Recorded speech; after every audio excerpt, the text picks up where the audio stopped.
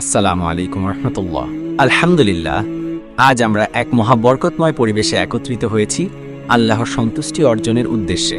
আমরা কৃতজ্ঞতা প্রকাশ করছি সেই মহান সৃষ্টিকর্তার প্রতি যিনি আমাদেরকে ঈমানের আলো দান করেছেন।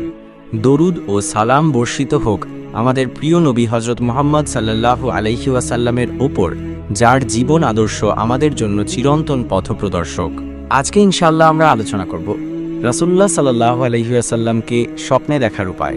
এটা এক মহা সৌভাগ্যের বিষয় যে কেউ স্বপ্নে নবীজিকে দেখতে পায়, কারণ সহিহ হাদিসে রাসূল সাল্লাল্লাহু আলাইহি সাল্লাম বলেন, যে আমাকে স্বপ্নে দেখল সে বাস্তবেই আমাকে দেখেছে, কারণ শয়তান আমার রূপ ধরতে পারে না। সহিহ বুখারী ও মুসলিম। তবে প্রশ্ন হলো, কি করলে এই মহান সৌভাগ্য অর্জন করা যায়?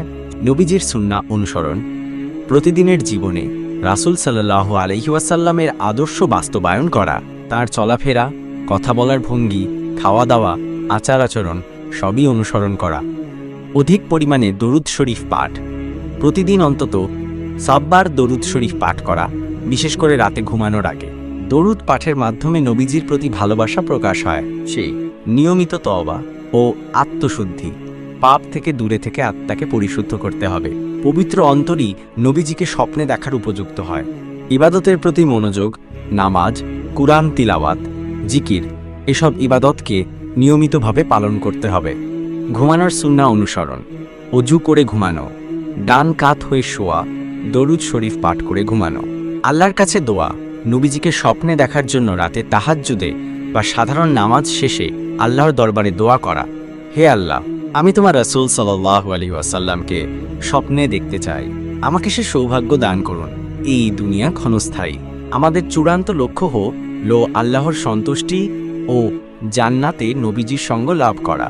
আর রাসূল সাল্লাল্লাহু আলাইহি ওয়াসাল্লামকে স্বপ্নে দেখা, এটা সেই পথে একটি বড় অনুপ্রেরণা হতে পারে। আল্লাহ আমাদের সবাইকে এই বরকত দান করুন, আমিন। যদি এই ভিডিওটি দেখে আপনি সামান্যতম উপকৃত হন এবং রাসূলুল্লাহ সাল্লাল্লাহু আলাইহি ওয়াসাল্লামকে নিয়ে আলোচনাটি আপনার হৃদয় ছুঁয়ে যায়, তাহলে আমাদের চ্যানেলটি সাবস্ক্রাইব করুন। আমরা ইসলামিক জ্ঞান ও হৃদয় ছোঁয়া বার্তা আপনাদের মাঝে পৌঁছে দিতে চেষ্টা করছি।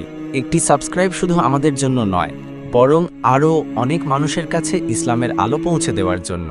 আল্লাহ আমাদের সবাইকে রাসূলুল্লাহ সাল্লাল্লাহু আলাইহি ওয়াসাল্লামের সুন্নাহ অনুসরণ করার তৌফিক দিন। জাযাকাল্লাহু খাইরান।